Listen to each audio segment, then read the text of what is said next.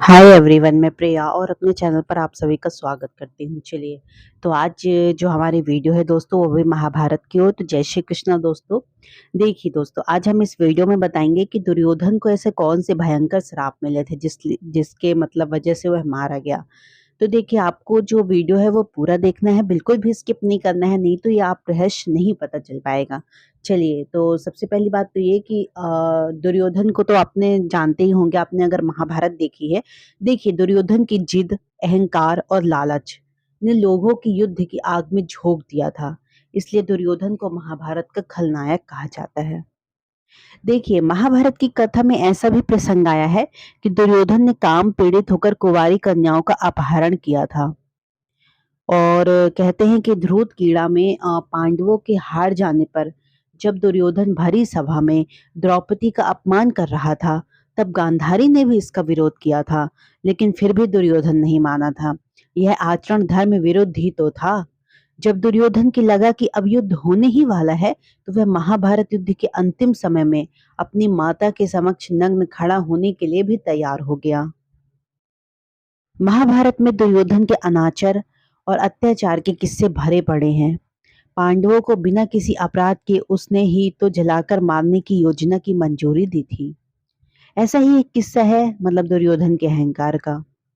अब देखिए, हम आपको बताते हैं कि श्राप के क्या किस्से हैं। कहते हैं कि एक बार मतलब जो महर्षि मैत्रेय हस्तिनापुर पधारे थे। विश्राम के बाद धृतराष्ट्र ने पूछा, भगवान, वन में पांचों पांडव कुशल पूर्वक तो है ना? तो महर्षि ने कहा कि हाँ, वे कुशल हैं, लेकिन मैंने सुना है कि तुम्हारे पुत्रों ने पांडवों को जुए में धोखे से हराकर वन भेज दिया। ऐसा कहकर पीछे मुड़ते हुए उन्होंने दुर्योधन से कहा, तुम जानते हो पांडव कितने वीर और शक्तिशाली हैं? महर्षि की बात सुनकर दुर्योधन ने क्रोध में अपनी जांघ पर हाथ से ताल ठोक दी। दुर्योधन की यह उद्दंडता देखकर महर्षि को बहुत ज्यादा क्रोध आ गया और उन्होंने कहा कि तू मेरा तिरस्कार करता है, मेरी बात शांतिपूर्वक सुन नहीं सकता। जा उद्दंडी, जिस जंघा पर तू ताल ठोक रहा है ना, उस जंगा को भीम अपनी गदा से तोड़ देगा। बस, फिर क्या, यही श्राप दुर्योधन को ले डूबा। फिर देखिए, दुर्योधन की ऐसी कुछ गलतियां भी थी कि सबसे पहली बात तो ये कि भीम ने दुर्योधन की जंघा उतार दी थी। वह खून से लथपथ होकर रणभूमि पर गिरा पड़ा था। बस कुछ ही समय में दम तोड़ने ही वाला था, लेकिन भूमि पर गिरे हुए श्री उसने श्री कृष्ण की ओर देखते हुए अपने हाथ की 3 अंगुलियों को बार बार उठाकर कुछ बताने का प्रयास कर रहा था, लेकिन पीड़ा के कारण उसके मुंह से आवाज धीमी धीमी ही निकल रही थी। ऐसे में हमारे भगवान श्री कृष्ण उनके पास गए और कहने लगे कि क्या तुम कुछ कहना चाहते हो? तब उसने कहा कि उसने महाभारत युद्ध के दौरान 3 गलतियां की हैं और उन गलतियों की वजह से ही वह युद्ध नहीं जीत सका और उसका यह हाल हुआ है। यदि वह पहले ही इन गलतियों को पहचान लेता तो आज वो जीत का ताज उसके सिर पर होता। देखिए, श्री कृष्ण की सहजता से दुर्योधन से उसकी उन 3 गलतियों के बारे में पूछा, तो उसने बताया कि पहली गलती यह थी कि वह उसने स्वयं नारायण के स्थान पर उसकी नारायणी सेना को चुन लिया। यदि नारायणी युद्ध में कौरवों के पक्ष में होते, तो आज परिणाम कुछ और ही होता। दूसरी गलती ये थी कि उसके माता के लाख बार कहने पर भी उसके सामने पेड़ के पत्तों से बना लंगोट पहनकर गया। यदि वह नग्न अवस्था में जाता तो आज उसे कोई भी योद्धा परास्त नहीं कर सकता था। तीसरी और अंतिम गलती उसने यह की थी कि युद्ध में आखिर में जाने की भूल। यदि वह पहले ही जाता तो कई बातों को समझ सकता था। शायद उसके भाई और मित्रों की जान बच जाती।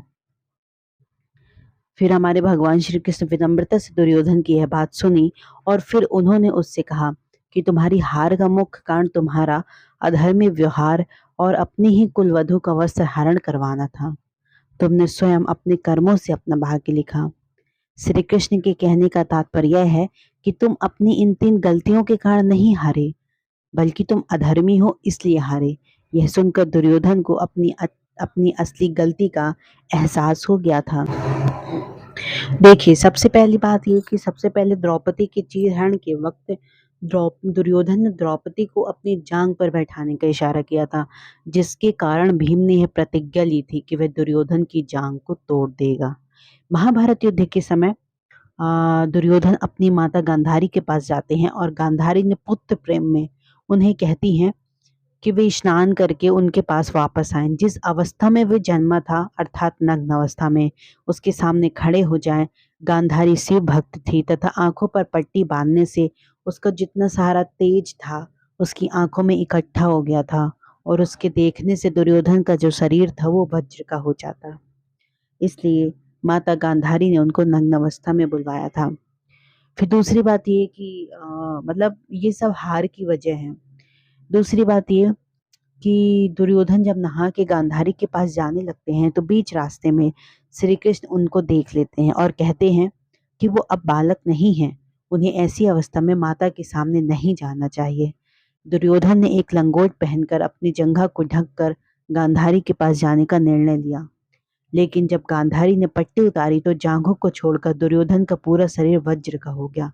गांधारी ने कहा कि वे उसकी माता हैं, उसने ही दुर्योधन को जन्म दिया है और उसने उनकी आज्ञा ना मानकर गलती करी है। कहते हैं कि दूसरे दिन गदा युद्ध में भीम का पलड़ा कम दिख रहा था और दुर्योधन जीत रहा था, लेकिन श्री कृष्ण ने भीम को इशारों पर उनकी जंघा तोड़ने का रास्ता दिखाया।